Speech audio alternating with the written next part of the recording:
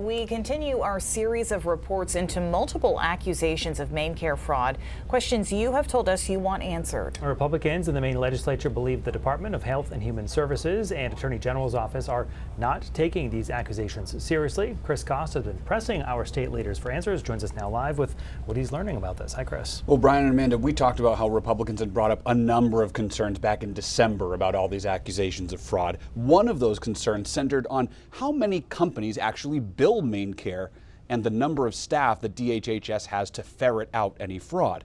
Well, about 2 weeks after that, during a presentation to the legislature's Health and Human Services Committee, some of DHHS's top supervisors explained they have 52 employees across 3 units to actually catch fraud, waste, and abuse of MaineCare.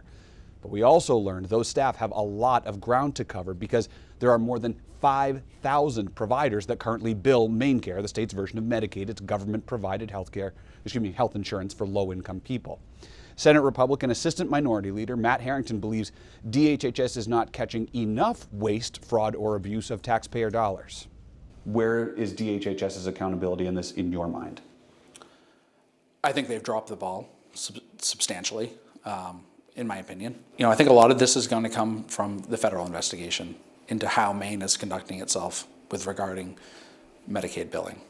I'm glad to see it's getting federal attention because prior to that, we weren't seeing really any movement on this issue. So I'm happy to see the federal government, Representative Comer, stepping in and looking into this.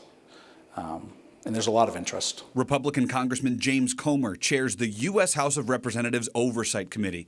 He's asked Governor Janet Mills and DHHS Commissioner Sarah Gagne-Holmes for MaineCare documents probing whether benefits went to immigrants who came to the U.S. illegally.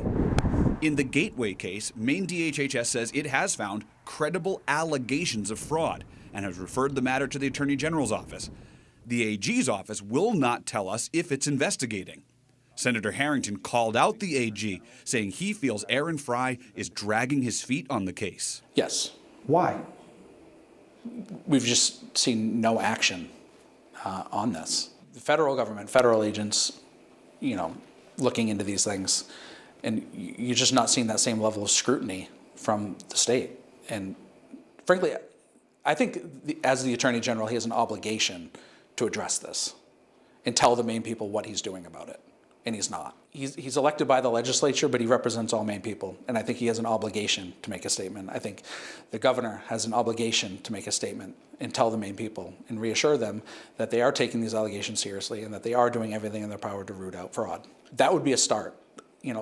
Put some sort of confidence in us that they're taking this seriously. And right now, I do not feel that they are taking this seriously. They are only now taking Gateway seriously because enough information has come out and has been made public that they have to.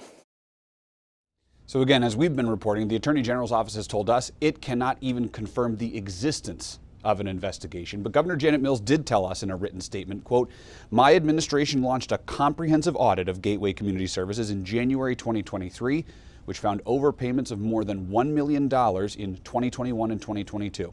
Further, DHHS took action to suspend MaineCare payments to Gateway due to a credible allegation of fraud and referred the matter to the Attorney General's office.